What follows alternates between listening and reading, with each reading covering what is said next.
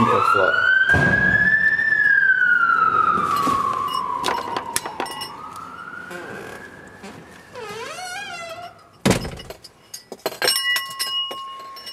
And as you can see, the hall is a very narrow path on this side going up the hall, and on that side there's a bookcase which takes up about half the width of the hall, and she would walk along here going out to the toilet if and when she felt the need.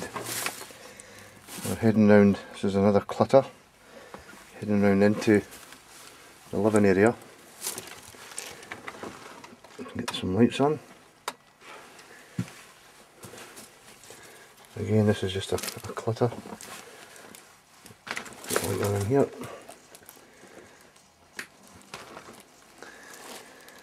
And as you can see, while she's got all her personal possessions out on show, as if the Queen's coming to dinner, it doesn't make for a really functionable house.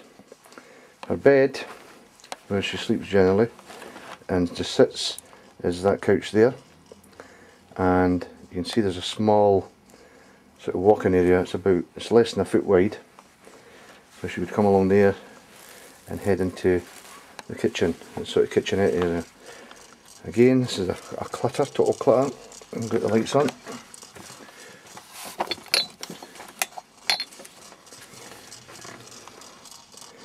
And this is her sort of kitchenette. Small, again, sort of pathway in, and she would generally sit on that stool.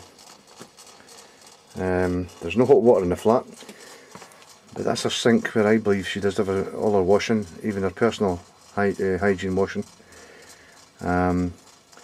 And for hot water, what she uses are these two pans. The one at the front was the one that she used last week where the OT was up to make the tea or coffee, and the other one I believe she uses for making up hot water for washing and the clothes, and for her personal hygiene as well. Her only source of heating is these gas hobs that are sitting there, and she would have these two on, the sort of larger of the two.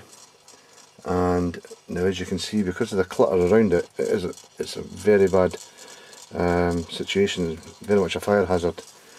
And when the social work were in last week, we decided that on health grounds that she couldn't have anybody here coming in and cleaning up, because of just mainly, I think, the health hazard with the fire, or the potential of a fire.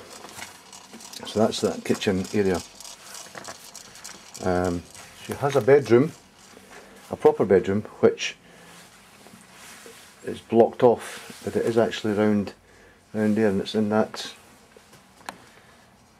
behind that sort of curtain area in there.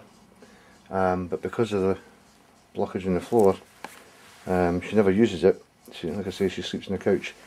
There's one window in this room, that one there, which I tried to open after I took Nora up the hospital, but the sash and cords are damaged, so the windows are fixed, and I don't believe they've been opened in over 30 years. There is no way around all this stuff here, but my concern would be if she had an injury in the kitchen, came through and she fell on any of this. A lot of it's glass, porcelain and all that sort of stuff. If she fell on that, she could give herself a severe injury, and probably just lie there, knock herself out, and with the potential to bleed herself to death. And also, if she tried to get up, she would give herself more damage. Right, if we head out now back to the front door, out to where she would go normally to the toilet, you can see how narrow this is. This part's about a foot wide, but you've still got to walk sideways because you're bumping into everything. Round this corner towards the front door again. There are two rooms through there, one straight ahead which you can't see through, you can just see the window there. That's all blocked off to going in with all this junk stuff sitting here. She doesn't use these two rooms though.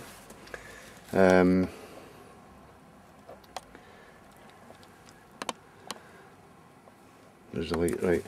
There's one room there and there's another room round there. But as I say, this is all blocked off. This stuff here is about, it's above my waist high, so she obviously can't get through there with the junk there. Heading out to the toilet. Again, this is just over a foot wide. I'm going to walk sideways here, and we'll head out to where she goes and uses the facilities at the back. Just get the light on.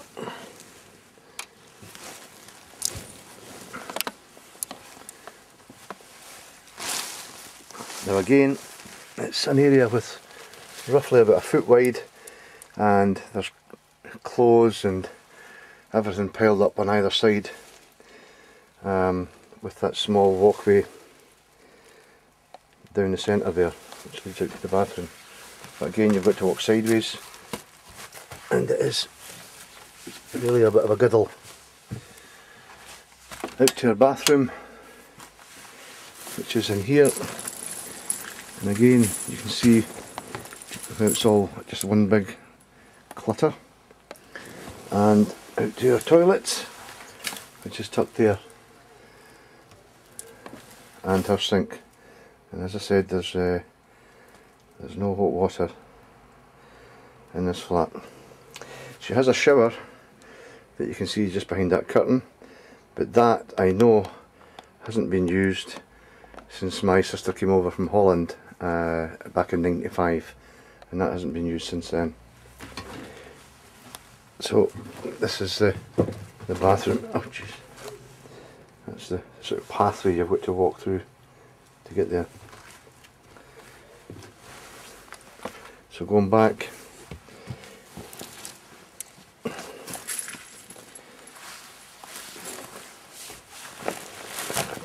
shipping over everything here, and that's the way back to our living room.